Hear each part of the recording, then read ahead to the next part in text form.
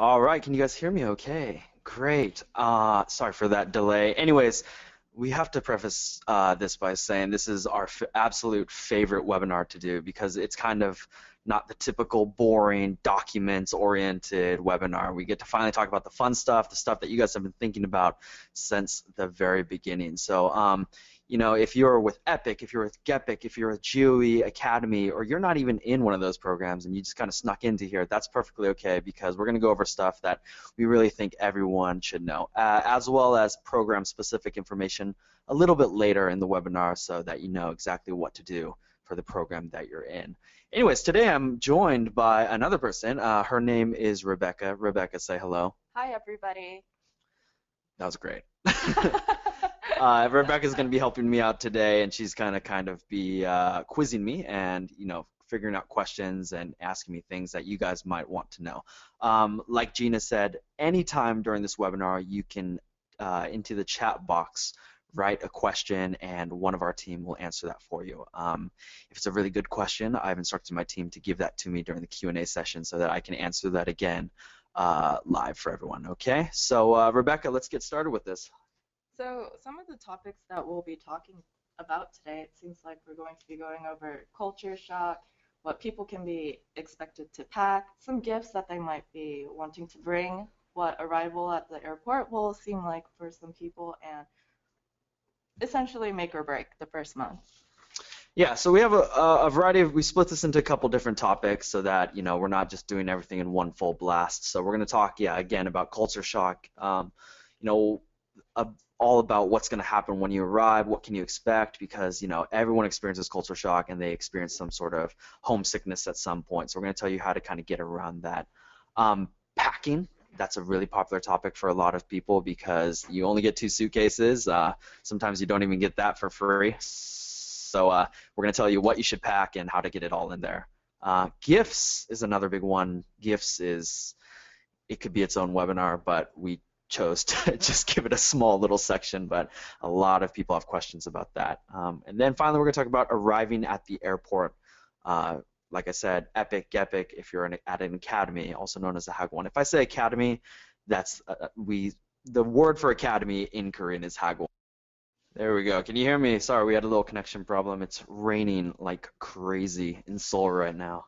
So we almost had a power outage there, but no, we're back. Anyways. So, and then finally, we're going to talk about the make or break period lightly, but this is just kind of something to keep in mind to keep your spirits up because, as always, when moving to a new country, it can be a big deal. So, you know, you're going to have to readjust to pretty much life all over again. So we're going to talk a little bit about that.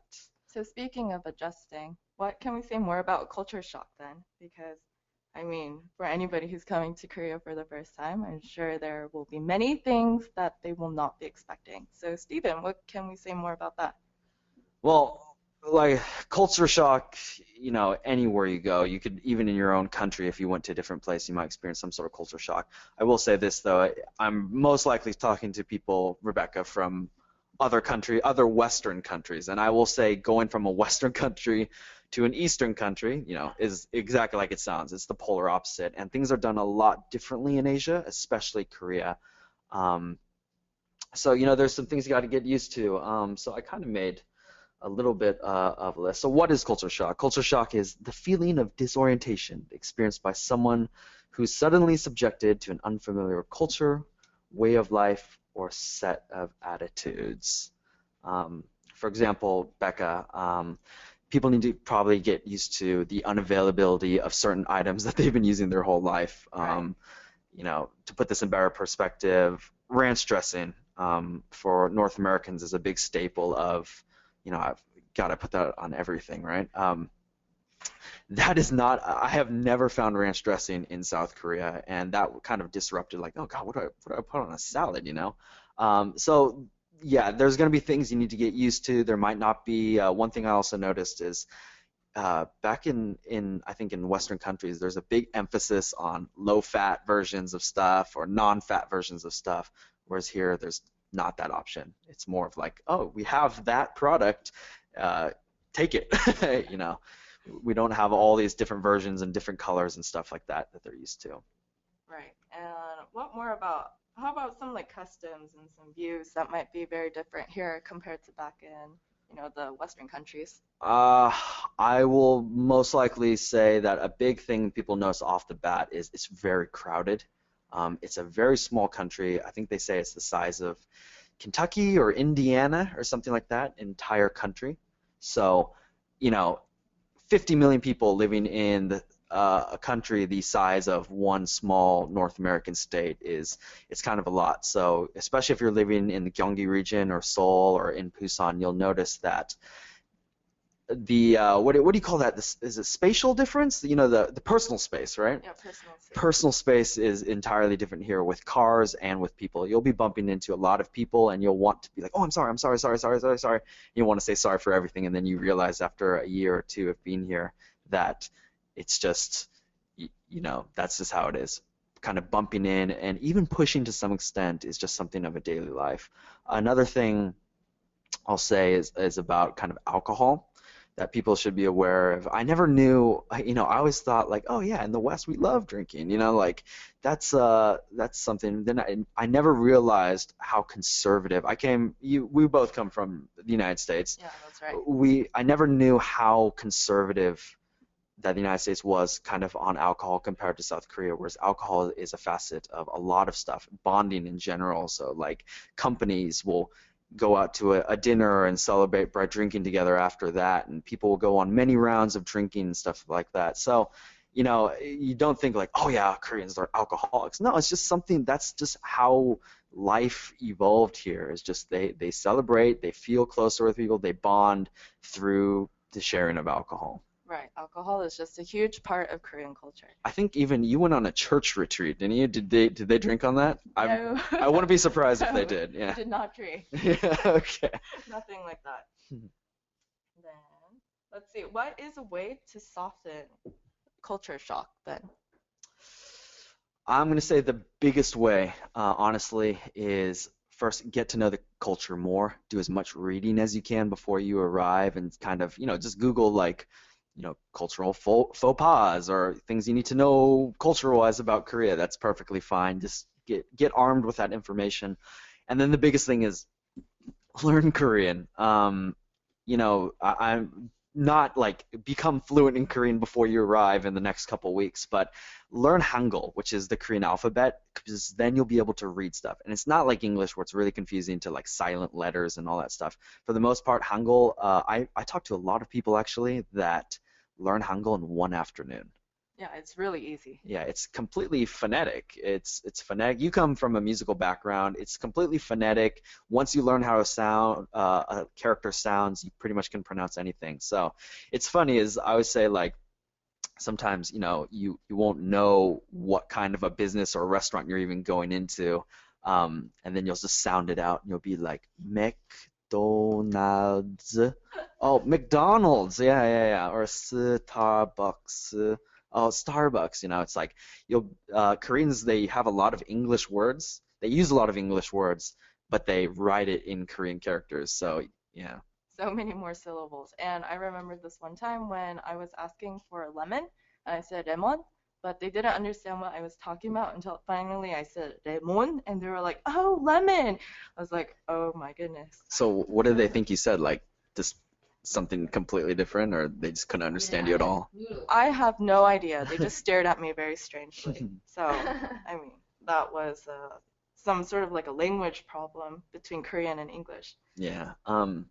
So people a lot of times ask us what's a really good resource to learn Korean, and I'll say hands down www.talktomeinkorean.com. The guy who runs this, Hyunwoo-sun, is like a genius. He can speak like 8 languages fluently, and my friends just attended one of his dance workshops. He's like a break dancer on the side as well. Incredible guy.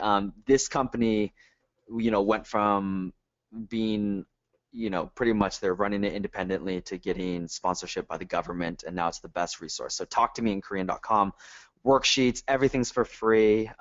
They have books you can buy. I don't think you really need to do that, but I learned to read Hangul through them, and I learned some basic phrases through them before I came as well. I should preface this. Becca, you are currently a student in South Korea, so you're not really familiar with like the teaching experience, whereas I was a teacher before I started working at Korvia, so that's kind of good. We can bounce stuff off each other, Yeah. something that you'd want to know if you were teaching. The other thing is Go Billy Korean. He kind of takes a more school type approach to where he pretty much gives you grammar patterns and then shows you how you can switch things in and out. He was a college student, I believe, that studied Korean. Anyways, he's really good. And then Sweet and Tasty is kind of if you just enjoy the zanier, wackier stuff. She's a Gyopo. Oh, a Gyopo is a Korean that grew up overseas, so Korean American, Korean Canadian, Korean Australian. She's a Gyopo from LA that has this. She has an insane following, first of all, but yeah, she has a really good channel. She teaches Korean as well. Her lessons are called Professor O. And she dresses up like a professor. Well, so I'm sure now that people know how to battle culture shock, what more should they be bringing to Korea? And what should people be packing?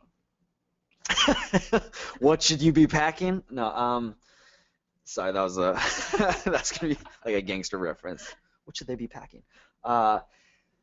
Packing can be tricky because you're not always given, two suitcases to bring. Some airlines will only allow you to bring one, and you have to pay for the rest. That's your decision. I will say this: do not bring your entire closet. You will not need it. Really try to think this out and be smart about things that you don't absolutely need. I'm guilty of this. I went to Costco and I bought I swear to God, like 100 packs of toothpaste, and then I came here and I was just like, they sell the exact same toothpaste here. Why did I do that? So yeah, there's definitely do some research, and you can ask on our Korvia EPIK or Korvia GEPIK boards as to what other teachers brought. But generally, just pack things. Be very sparse or conservative on how you pack because you're gonna need the space. One thing that we always recommend is if you go to the store and you find something called a space bag, that could very well save your life. A space bag is pretty much a vacuum air seal tight bag that you put porous things into, things that contain a lot of air, like t-shirts, a blanket, a towel, and you put it in this bag. You pack it really nice and neatly, and then you hook your vacuum cleaner hose to it, and it sucks out all the air and it compresses things like crazy. And I did this with some of the sheets and in my jeans. It's a good way to protect things as well, because it's such a thick plastic. But yeah, no, it's a really great way to compress things, so you're only having to worry about weight and not so much about your bags exploding. Yeah, you can find these at most supermarkets and stores, probably even pharmacies or drugstores, but yeah, probably a Target or a Walmart will. Sarah, what in Canada? What are the? Oh, Sarah's our Canadian expert. But yeah, in the equivalent in Canada or the UK, things like that. Okay. So then, what are some other things that people should be bringing? General recommendations we always say is deodorant. Becca, have you noticed that Koreans don't really, they sweat, but it's hot here, but their sweat doesn't smell. Yeah, that's right. Yeah, so the thing about, I know you guys will not believe this, but Korean sweat is actually odorless. It doesn't smell like, the body odor we're used to back home. So they don't, because of that, they don't really have a need for deodorant. They just use colognes and perfumes, and they smell very lovely, I might add. But deodorant, they don't really sell it here. I have seen it in a store once, and it was like $10 for a little stick. It's like an import product, like something like foreign mystique. Oh, so expensive. Yeah, it's really, really expensive. So I would definitely stock up on deodorant, especially because you guys are going to be arriving in one of the hottest months in Korea, and you will feel the heat right after you get off the plane. But definitely stock up on deodorant, 5 sticks, whatever. And then remember that your parents at any time can ship over some more for you, some more stuff. Any of this goes. Like if you have something that you don't need immediately, your parents can ship it over later. Just remember that, okay? What else do we have on this list, Becca? Well, there is cold medicine, and I think this is a really good recommendation just because it is difficult to find things like Tylenol and Advil in Korea. But other than that, at least to the women out there, I would say do remember that at least for our womanly hygienic products, they don't usually use tampons as much, but What? I know, but just FYI, tampons are called tempo in Korean. So if you go to a convenience store and you're looking for them, make sure you ask them where the tempo is, or else they won't understand what you're talking about. And if you go to a music store and ask for the tempo of the song, you will get. I'm just kidding. That was a bad joke. Anyways, that's good to know. Yeah, there's not a lot of. I feel like it's like the Harry Potter, like you should not say this word, like men should not say this word, but yeah, tampons are not as prevalent here and used by Korean women as they are back in home. Okay. Also, bring a full sheet set, I would recommend, because yes, your accommodation will probably have it left over from the teacher before you, but do you really want to sleep in someone else's sheets? This is kind of weird. I mean, what if there's, yeah, never mind.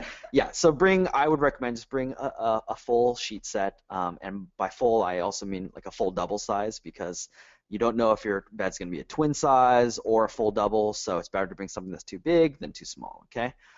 Personal hygiene products, I might mention this a little bit later, but what my general recommendation is, bring whatever products you use daily, and I mean daily, bring a regular sized, bottle or quantity of that with you to Korea, because, yes, you can find shampoo here. Yes, you can find, some sort of facial cleansing thing here, but you don't know when you're going to be able to get out to the store. So if you don't come with any of that, expecting that you're going to be able to immediately go to a store to buy all that, it's probably not going to happen. Especially in your orientation with EPIK, it's definitely not going to happen because you are on like a campus for that. So yeah, I would recommend, bring like a brand new thing of your hair wax that you use, or your body wash. Oh, body wash. That's another thing I have a hard time finding. But yeah, I bring that from the States as well. Yeah, cold medicine, electrical plug adapters. We're going to talk about this in the next slide. And one really important thing, an introduction PowerPoint. If you're at an academy or Hagwon, you don't really have to worry about this because they have their own curriculum set out laid for the entire year. But if you're at a public school, an introduction PowerPoint, I would say, is mandatory. Pretty much what's going to happen is either your first day of class, or could be even your entire first week. They're going to say, oh, can you introduce yourself? And keep in mind, these are students and they're probably young. And if you were like, yes, well, I come from this state of Kentucky and blah, blah, blah, blah, blah, they're not going to understand what you're saying. So the best way to show them is, or the best way to give that kind of information to them is to show them your state and your home, because it kind of blows them away. They see how big your house is, or that you have a car, your own car, and stuff like that. So make a PowerPoint and do that before you get on the plane, because you're going to be so excited and soaking up so much new stuff when you arrive in Korea. Do you really want to be locked in your apartment, like trying to get this nailed out the day before? Nah, it's not a good idea. Yeah, so this is something that I tend to forget bringing whenever I'm coming to Korea, because I do forget about the difference in like the electrical plugs and like the outlets. So what can people do about that? Right. So, if you're in North America, this is going to be especially relevant to you. If you're in Europe, it can kind of depend on what country that you're in and what voltage they use. But they use a different voltage here. It's like double. It's like 240 or something, like 220 versus 120, which is what North Americans use. The thing is, if you plug something that does not have a converter into the wall, it will catch on fire or explode or go into Frankenstein mode. Oh, yes, so the thing is, if you are listening to this on a laptop, if you're on your bed, nice and cozy, listening to this on a laptop, and your laptop is plugged in, look at the cord, and it should go into a little box before it goes into another cord that plugs into the wall. That is an AC adapter, and that converts stuff for the currency, converts the voltage. So if you were actually to look at what's written on that box, it'll say, oh, it's good for 120 and 220 or 240 or whatever it is. That means it's converting stuff for you. So then the cool thing is, just that plug that goes into the wall, you replace that. They call that like a figure-8 socket, and you can buy that at stores in Korea.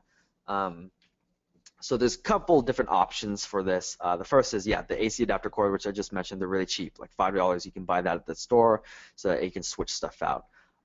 If it doesn't let you disattach that, you can get a plug adapter. And a plug adapter is pretty much just going to, the sockets in Korea are different. I'm not exactly sure. Are these the same sockets as in the UK?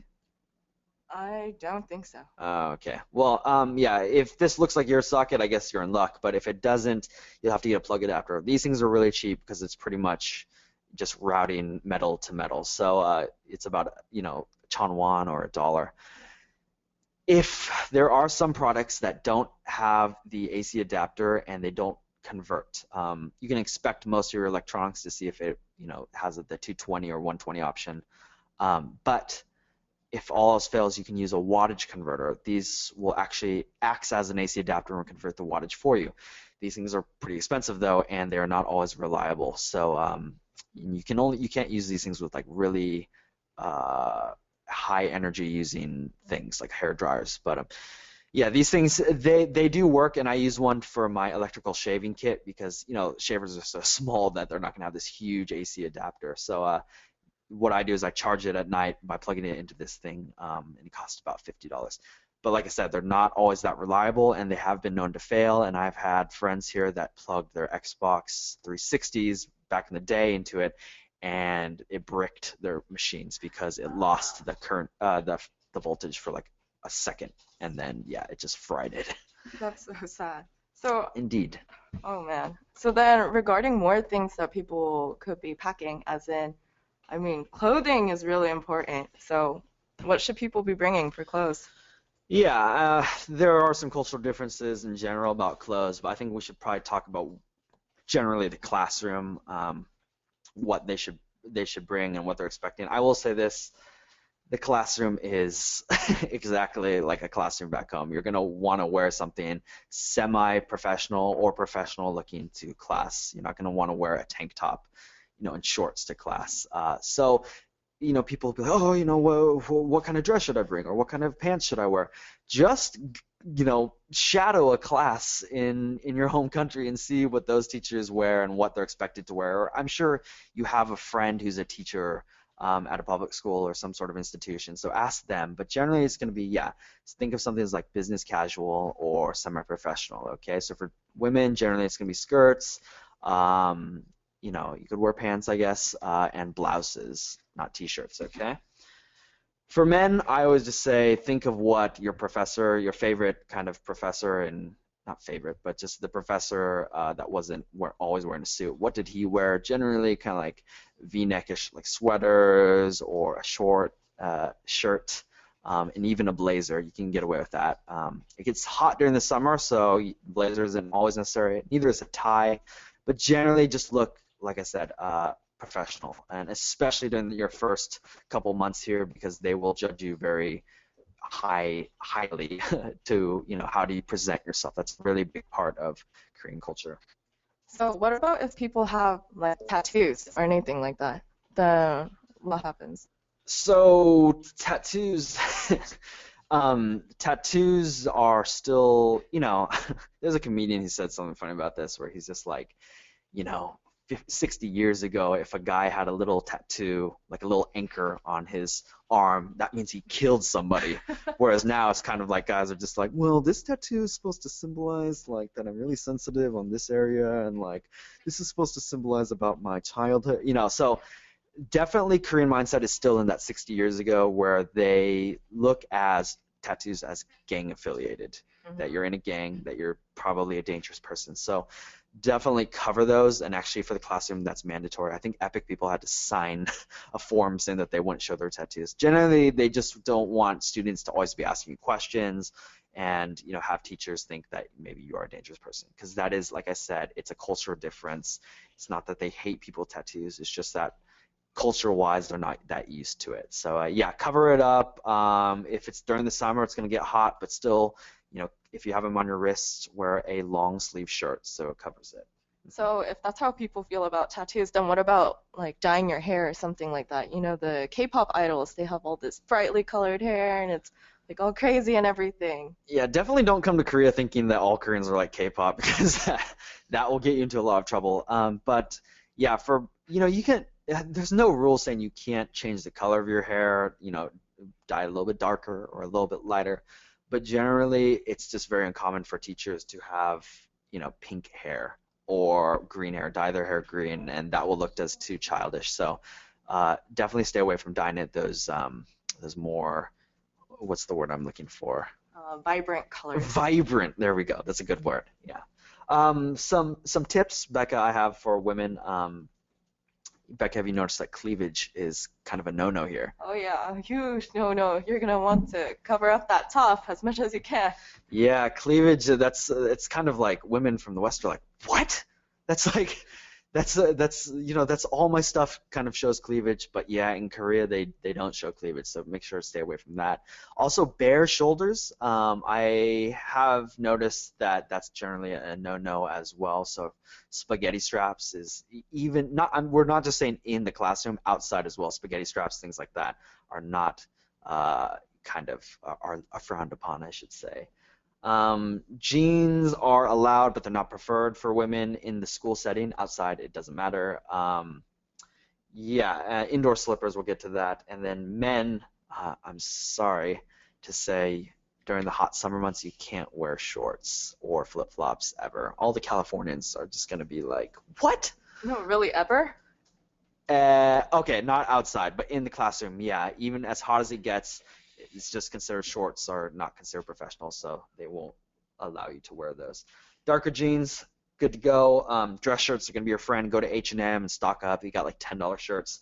Ties are not required, but that can kind of make you stand out on the first day. And then again, the indoor slippers. I gotta show these things. Rebecca, have you seen these before? Oh yeah, all the students are wearing them. Yeah, it's these are so what happens is in Korea they don't really have carpet, or most places do not have carpet. I don't know why. Probably because it's probably too difficult to import and get rid of. But you said the other day about asthma, right? You're like, yeah, they don't believe in asthma. I think it's just really dusty and it seems kind of unclean. Right, right. So what they do is they all have hard floors, either tile or things like that. And so to get the kids to not track in mud and all the dirt that kids, would track in from the playground outside, they have their kids switch out to slippers once they enter the school. It just keeps the floors a little bit cleaner. These things, you don't need to look for them when you get home or get home in your home country. You can buy them in Korea at a convenience store. Literally every place sells them, and they're like $8, 8,000 won. Okay, so these are mandatory, and so bring these with you on your first day because you'll be required. They'll have a little locker usually for teachers, and you'll just put your shoes in and then take your slippers out and put them on, and you're good to go. Mm-hmm. Yep. So, Stephen, what are your personal recommendations? Oh, I'm so glad you asked, Rebecca. My personal recommendations, this is not endorsed by Korvia, nor is Rebecca or anyone on the Korvia team. But personally, I will say this. I go back to the States a lot, and I always bring back usually these things. A Brita. Koreans don't drink water from the tap. They actually they buy these like maybe $1,000 filtration systems for their houses. Koreans live typically with their parents, so they go out for these little higher cost filtration systems. But I've heard the water is safe to drink, and the Seoul government, the Korean government swears by it. But yeah, bring a Brita because there might be some minerals in that water that might not taste like what you're accustomed to. So bring a Brita and some extra filters. And you might say, but Stephen, that is a huge thing. That's going to waste too much space. Get smart about it. Put your socks, open up the Brita, put your socks inside that Brita, pack the Brita container full of stuff. It's like double protection, pretty much. But yeah, don't think of it as a space waster, but it's definitely a good thing to bring. Also, favorite seasonings, if you're going to do a lot of your own cooking, sauces, dressings. Like I said, no ranch dressing. So if you want to get creative with that, you can bring like the seasoning packet of ranch and then make it with the mayonnaise and the milk and whisk it all together. Towels. What do you want to do? Do you want to tell them about towels? Towels, well, the towels in Korea are quite small, but I'm used to them. But I hear that you're not so used to these I will small never get things. used to it. Yeah, it's the full body towels are usually the size of kind of what we're used to as hand towels from back home. So if you're used to like, really drying off with a towel, I would just bring at least one from home because that always kind of trips people up. The hygienic starter pack, I mentioned that about kind of, buy full-size portions of what you're used to using back home so it gives you time to make it out to the store. Here's something that a lot of people don't think about. I'm used to cooking in an oven, and Rebecca, tell them about ovens in Korea. Oh my goodness, you cannot find an oven here. Yeah, that's kind of a Western thing, the whole oven culture. Sure, new apartments, and not apartments that a teacher would get, but new apartments for like families, they might include an oven, but generally it's only on the stove. So if you're not comfortable cooking meat on the stove and chicken, you can kill yourself if you don't cook that all the way through. Bring a meat thermometer. Every time when I cook, I just put it in the chicken and say, okay, that's done. Um, and that's like could be like $5. So if you're not the best with cooking, bring a meat thermometer. And then we talk about what's the next topic? Yes. Oh man. Oh God, my personal favorite. And this is always what's people just get tripped up about. And we used to have, I think we had a video about this. And if you could YouTube, you can probably find an embarrassing video that I made a long time about this. We realized we were going too nuts, and we apologize for that. Gifts are not meant to, buy the affection of your staff. It's just that in Korea, gift-giving culture, especially when you're meeting someone new, is very, very common. You will read. I was talking about this on the last time we did this webinar. I was talking about this with Gina, Ashley, and Sarah, and someone said, "I heard that you don't bring gifts, but after your first paycheck, you're supposed to buy a gift for your faculty, and that's traditional." And I was just like, "Where are they getting this? I've never heard of this, and none of our staff have ever heard of it." And then Sarah was like, "Oh, you know what they're misinterpreting is." For children that get their children, for young adults that get their first job, like students, it's customary for them to give their entire first paycheck to their family, to their parents. It's kind of like, okay, this is my my first time working, so thank you for paying for all my crap up until this point. But yeah, that's what they're thinking of. It will be very strange, I think, if after your first paycheck you're like, all right, here's the traditional gifts that I just bought with my first pay. That's really strange, and that's not even an office culture or school culture. What we're talking about is you are kind of a foreigner coming from a different country, so they're not even honestly expecting a gift. But if you bring something small, keychain, an ornament, something, a little snack from your home country, like such as chocolates, or if you're from Canada, a little bottle of maple syrup because they don't have maple syrup here. That's what kind of it is. If you if you surprise them, I made this mistake. I brought like a huge. You'll read on the forums. They'll say, "Oh, bring a bottle of whiskey." My principal loved it. Yeah, I guess if your principal really, really is a big drinker, that could be cool. But generally, that's considered as too expensive, and they might reject it. My vice principal, Rebecca, he rejected my. I bought him some scotch because I knew he was a drinker, and I bought from him, and he rejected it because it looked like a bribe. Yeah, it does. Yeah. So don't bring anything too elaborate. Just look at this, chocolates, health items. Oh, what health items do you think they should bring? Oh my goodness. Koreans, especially older Koreans, really love it if you bring vitamins for them. They will enjoy those Costco vitamins, the really gummy ones. They'll love all of those, and especially vitamin C, the powder. They really like that as well. Yeah, Koreans are really into their health and things that can, help out their health or boost their health. So yeah, definitely vitamins if you can. That's a really popular gift. Did I talk? Yes, I do have tips generally. So who should you bring a gift for? We'll say this: principal, vice principal, co-teachers. If you really want crazy and you have a lot of room, you might have a head teacher, but a lot of times you never really meet your head teacher. But principal, vice principal, co-teachers. Give it when you first come to school. Just put it in a little bag and say, oh, something name or teacher. I have something for you. Also, remember you might have more than one co-teacher, so maybe chocolates in that sense is going to be the better thing because they can have one chocolate each or something like that. Also, gifts should abide by hierarchy and perceived value. So you don't want to give like your co-teachers like a huge bottle of champagne or some really expensive thing, and then your principal gets like a little like popsicle stick ornament that you like made beforehand. Kind of abide by the principal's gift should be perceived as more, vice principal, co-teachers. Like I said, don't stress out about this. I used to recommend bringing a bottle of wine, and then I said that's just too much.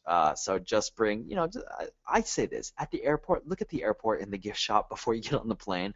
What's available there? Any of that will be good. Okay. So this is all so much information to retain, and I mean, it's only for coming to Korea. So what about coming to Korea? What about coming to Korea? Right, You mean arrival. arriving at Korea? Yeah, arrival. Yeah. So this is where it gets fun because just imagine this. Okay, guys, close your eyes. I'm one of those speakers. Yeah, close your eyes and just imagine this. You get off the plane. You've been flying for 12 hours. You've been sitting, and all of a sudden you're in this foreign land where everyone looks a lot different than how you look. All the signs are in a different language. People are speaking a different language, and you are the only, foreigner that you see. That's kind of the experience, and that's where the culture shock kind of really starts to hit you. You're like, oh my God, I'm in Korea, like finally. But I will say this, Incheon Airport, not a bad airport to have your first overseas experience in because it's been ranked, I think, like 8 times in a row the best airport in the world. Oh It's yeah. it's amazing, really clean. They have movie theaters, ice skating rinks, and like a lot of times you'll be in immigration next to like K-pop stars because they're like coming back from China or someplace. So yeah, so we're going to tell you kind of what to do at the airport, and now we're going to kind of get into the different programs as well as school systems that you will be in. So we're going to divide this into EPIK, and we're going to divide it into GEPIK and academies, and GOE will be in there as well. Okay, so who are we going to hit first? It's EPIK. So congratulations, EPIK teachers. It's been a long process to get here. You have started this process way before any of the other teachers have. That's how long the EPIK application process is. But this is finally your moment.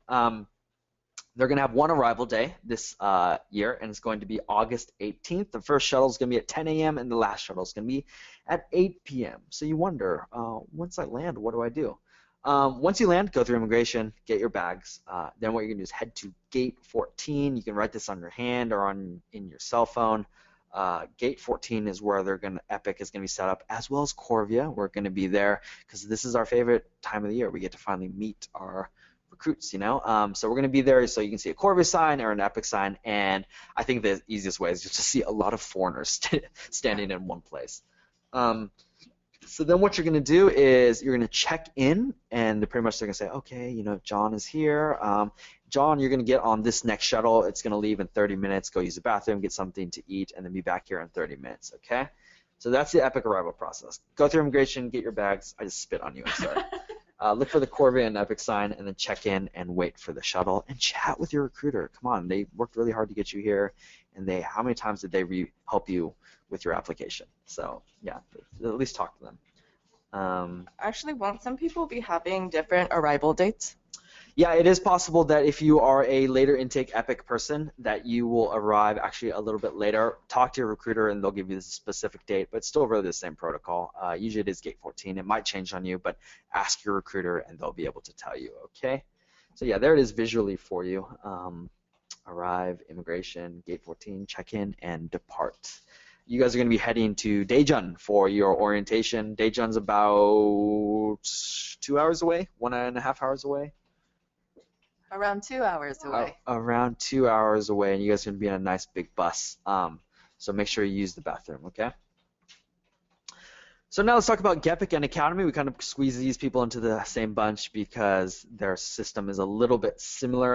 Arrival day, that can depend on when your contract starts, but ask your recruiter to verify that with you. But pretty much same, land, go through immigration, collect your bags, then look for a sign with your name. This is different. EPIK, you guys head off to orientation. GEPIK, they're heading straight to their apartment pretty much. So look for a sign with your name. That is the Korvia driver. We have a partnership with Angel Call Service, and they're going to be there to pick you up. And they have a picture of you. We send them along your profile picture, so please look like that profile photo because the driver is going to be looking for you, and they're going to verify with you. Then once you find the driver, he's going to call the recruiter to say, hey, I've picked up them, I picked them up, and then they'll probably put you on the phone just so you can talk with your recruiter as well, okay? And then pretty much you're going to depart for your city, which is exciting. So if you're in Bucheon, you're going to have a nice little 45-minute drive to Bucheon. If you're a little bit farther away, it could be an hour and a half to 2 hours, okay? So that's something to look forward to. Yeah. Well, won't GEPIK teachers have to be arriving at least within 5 days of their contract period? Yes, that's a really good question. Becca, thank you for asking that. A lot of people say, how early can I arrive? It's good to arrive early, at least one day early, because think about it. Like you're getting off the plane, you've been in the air for 12 hours. Probably you didn't sleep too well on the plane or the night before because you were frantically packing. I always recommend coming a day early, staying at a hotel near the airport or wherever, because you can finally just sleep in, get rejuvenated, and start getting yourself on track for Korean time zone. Because also think about it, if you're Epic, you're going straight to orientation, so it's like you're going to be so jet lagged that it's going to hurt when they're talking to you, and all that stuff. So you can arrive early, but yeah, uh, don't arrive too early. I know for GEPIK, if you arrive too early, actually you won't be eligible for your flight reimbursement because they'll look at it as, oh, you were already in Korea. So be very careful with that. EPIK, it's really okay. I think, can I get verification from that from Recruiter? EPIK, they can arrive as early as they want. EPIK, can they arrive as early as they want? Sure. Sure, but just don't arrive too early. Don't arrive years in advance. For GEPIK, no earlier than 5 days, okay? So literally 1 or 2 days is good. Nothing before that, because then you can risk your flight reimbursement being taken away, okay? So if people do end up deciding to come a bit earlier before their contract begins, can they move in earlier too? Very good question as well. No, because first of all, if you arrive early with Epic, you're going to be responsible for your own, stay or your hotels because you're going to be going to orientation, and you can't arrive at orientation early because it won't be set up for you. For the other programs, GEPIK and Hagwon or academies, there's probably going to be a teacher already living there, and you can't move in until they move out. Okay, so it won't be on the first day of your contract necessarily, but you do need to verify with your school and your recruiter what day you can move in. Okay. So this might be another thing that people might be a little bit worried about, as in it is a new country. So what happens if they get lost or anything like that? Who should they be contacting? If they get lost, As in the teachers come and then they're just not sure. They can't speak to the driver. They can't really communicate. Whose phone numbers? all right, get your out. Oh, well, first of all, you can go to the help desk and they can help you make a phone call. But if you have an iPod Touch or something that connects to the internet, as well as I always say this, bring your smartphone even if you don't plan to use it in Korea because you can use the Wi-Fi, and Incheon has really great Wi-Fi that's completely free. Get in touch with your recruiter. We'll talk about that, I think, in the coming up slides of if you miss your plane or emergencies like that. But your recruiter is going to be the one that you want to contact. Usually on Facebook, that's the fastest method because they get 1,000 emails a day. But Facebook through the messenger service, and just tell them there's a problem with this, or you can even if you get wireless, you can call them on Kakao or through some sort of service. Send them an SMS, okay? We're going to talk about that more in a second. Let me just get through GOE teachers. GOE is a little bit different. This is not a whole lot of you, but there are some people here from GOE. So your arrival day is going to be informed individually. Pretty much what happens is you're going to fly to Gimhae International Airport, which is in the southern region of Southern California, of South Korea. So what's going to happen is you're going to arrive, probably go to Incheon, and then you're going to either transfer, or maybe your layover is in Japan and you'll fly directly, but you need to arrive at Gimhae International Airport. You can discuss this with your recruiter if you need more information, but you're going to, similar to GEPIK, head to the arrival gate and look for a sign with your name on it. That driver is going to take you to a hotel, a designated hotel where the other GOE teachers are staying, and you're going to stay there for about 1 or 2 nights. Unfortunately, you're going to be responsible for paying for this, whatever. It shouldn't be that much. But and then on the orientation day, a shuttle is going to come pick all you guys up and take you to the orientation venue. Okay. Okay. So then, just what if you happen to miss your flight, or like some sort of like emergency comes up, a delay or something? Definitely. Well, it depends on the program. If you're EPIK or GOE, contact Gina. She's kind of our EPIK and GOE coordinator. She, has the coordinators on speed dial. So message her on Facebook with, through Wi-Fi and say, hey, my flight got delayed. It says it's going to be blah, blah, blah late. What Gina will do then is she'll inform EPIK and say, hey, John's going to be late. Just to be aware, it's not his fault. It was blah, blah, blah's problem. For GEPIK and Academy, contact your own recruiter because each recruiter is in charge of certain schools. So they will be able to contact your school and say, hey, John's going to be late. There's a delay or something like that. Okay. They'll also inform the driver so that he's just not waiting there for a week for you to arrive, or a couple hours. So yeah, another thing is if you have a missing bag don't walk out into arrivals. In the baggage claim area, there'll be a help desk. If you're missing something, what they can do is give them these addresses to forward your bags to when they find them. Okay, for EPIK, yeah, this is written in Korean because the staff's gonna be in Korean, but try to copy this down, take a screenshot or whatever. We'll also probably have it in an email and some information so you can copy and paste it into a document to print.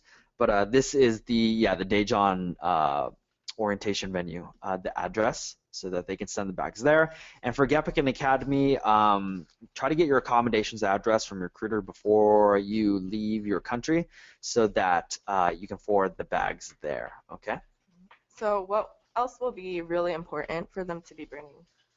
Ooh, make sure to bring your original TEFL certificate. You already submitted your digital copy, but now they need to see the original. They're not going to take this from you, but they will make a photocopy of it in front of you so that they can keep it for the records, but they do need the original to verify.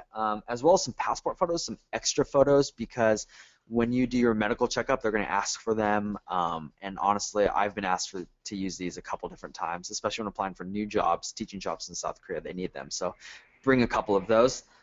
Really important, before your medical checkup, you'll take your medical checkup for EPIK at orientation, like the next day after you arrive. And for GEPIK and Academy and GOE teachers, they might take them for a couple days later. But do not take any meds. Even if you are sick, do not take any meds because, like I said, those meds can interfere. The Koreans don't use those same medications, so that can show up on a drug test, and then it's just going to create more problems and more delays, okay? A big thing is people want to know when the first payday is going to be and when they will be reimbursed for their airfare. That's not going to happen until it's kind of a cascading effect of what you need in order to get your first paycheck. The whole thing is you can't get a bank account. Okay, you can't get paid until you have a bank account, and you can't make a bank account until you have a Korean ID, and you can't get a Korean ID until you register at immigration. You can't register at immigration until you take the medical checkup, and yeah, so it goes on. So, but generally, you're going to get all that done within a month, and your first payday, as well as reimbursement, will come after about 1 month. So, how much money should you bring until then? Until your first payday, we recommend about $1,000. This might sound like a lot, but really, we've been doing this for like 10 years, and that's the amount that's perfect for most people. Because when settling down in a new place, just remember going off to college. You probably spent a lot of money in that first week at college than, a couple years down the road for a typical week in college, okay? So bring a good amount of money, and yeah, and that will carry you over for the first month. Mm-hmm. So looking more into the medical checkup at least, so if anybody wants to personally go and seek out a hospital, will they receive any sort of help with that, or what should they be doing regarding that? So good news for EPIK, and I think maybe even GUE, is that they'll do it at orientation, your medical checkup, so you don't have to worry about that. GEPIK and academies, it's going to depend. There's certain designated hospitals that do this full medical check that test for diseases, drug usage, and all that stuff. So you have to check with your recruiter, and we had a list. Maybe we can send that out to you guys. But yeah, your recruiter will know and be able to tell you what hospital in your area will help you, is offering that full medical examination. You will be responsible for paying for it, and it's not cheap. It's like $70 to $150. So right there is another reason to bring about $1,000 because that's already a significant chunk of that first amount of money you brought. As far as ARC or registration, yeah, you need your medical checkup done and completed and passed in order to get your ARC, which is your Korean ID card. So yeah, that's going to take a couple weeks. So make sure to try to push your school to get your medical checkup done as soon as possible. EPIK, you guys are lucky. Like I said, you'll get it done pretty much your second day in Korea. So you guys will receive your ID card in the mail probably in a couple weeks, whereas GEPIK and academy teachers will have to wait about a month. Once you get the ID card, life is great, and you can register for a new cell phone service, pretty much any service that would require some sort of identification. So then, Stephen, is this it? Is this the end of the line with Korvia? Yep, see you later. No, you were never too far away, And the whole thing is that's kind of how we'd like to differentiate us from other agencies as well as even applying directly is that we're here. We're like your tech support. You're from the moment you arrive, not before you arrive, from when you apply to pretty much once you leave South Korea to go back to home to your country, home country for good.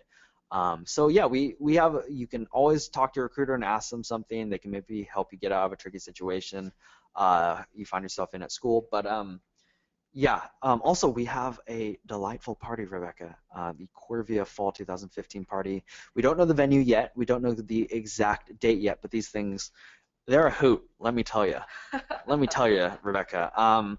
Yeah, no, we always have a really great turnout, over 100 people, and it's new and old teachers. A great way to meet people in your new city. Yeah, we give out prizes, and you get a free drink voucher if you're a new teacher. So we'll give you more details on that coming soon. Okay? Sounds good. Hmm. But actually, before I go into this, let me just take a step back. I talked about the kind of make or break period. So here's the thing: is before you get your ID card, which is going to take about a month. Your first month, I will just say it's hard, like because you're in a new country, you aren't the best at Korean. Also, until you get your ID card, you can't sign up for internet. You can't sign up for a cell service. You can't sign up for a lot of stuff. You can't do a lot of things that require IDs. So it's almost like you're powerless. But here's the thing. A lot of people during that first month, they freak out and they're like, oh God, this isn't for me. Did I make a mistake? I want to go home. And it's the make or break period. But honestly, fill it doing stuff. Explore your city. That's it. Fill it with studying Korean, exploring your city, and getting to know more about Korean culture, and it will fly by. And then before you know it, you'll get that magic ARC card in the mail, and you can go sign up for a new cell phone, get an iPhone 6, or even at that point, it might be an iPhone 6S. You can get internet, the fastest internet. Oh my God, Korean internet's fast, and all those services. So, like I said, your first month, explore. Fill your time. Don't be that person that just sits in their apartment literally twiddling their thumbs. Go out and make it the best first month that you can have and just get really plugged in, because they always say it's like, a body that's whatever state your body's in for a month, it likes to stay in that. So just make it an effort to be active in your community and go out and meet people and all that stuff, and that first month will fly by, and then you'll have your card and you can register for stuff.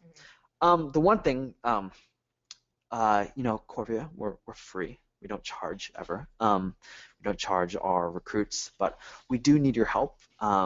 If you'd like to pay us back, or if you're a really kind person, please leave us a Facebook testimonial, or you can go to gooverseas.com and find us and leave a testimonial. These are really great. This helps other people find us as well as get more visibility for ourselves. Another thing is, please be active on the Korvia Facebook groups, Korvia EPIK, Korvia GEPIK, or even the fan page. We're always releasing new content now, almost daily.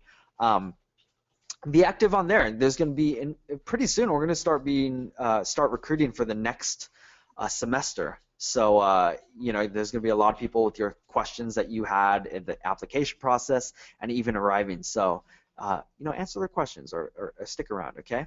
Also, if you would like, you can become a Korvia.com contributor. Unfortunately, we're not going to start that for a little bit, probably until next January. But if you've been reading on our website and keeping track of our fan page, we're having a blast with that. We're allowing teachers to write their own articles and kind of promote their own blogs through Korvia to get more word out about themselves. So yeah, that's another way you can get involved. And then finally, spread the word to your friends and your family. If you know anyone that's interested in coming to Korea, just say like, hey, I know this really great agency that was really helpful, Korvia, and tell them to go to Korvia.com. Okay? So yeah, leave us a testimonial, please. We really love that, and it's always nice to see good words. Okay? And like I said, just to I feel like I said I say that way too much, and I didn't even say it previously. Like I said, like I didn't even say anything. Yeah, I guess I'm a valley girl. Oh, maybe. Finally, we're here for you. Think of us as tech support. We're always here. You can reach us through a variety of different methods. You can either contact your recruiter, or you can do the contact us form and reach our recruiting division, or just the different Korvia EPIK, Korvia GEPIK Facebook groups to get involved and get responses on questions you might have. Okay.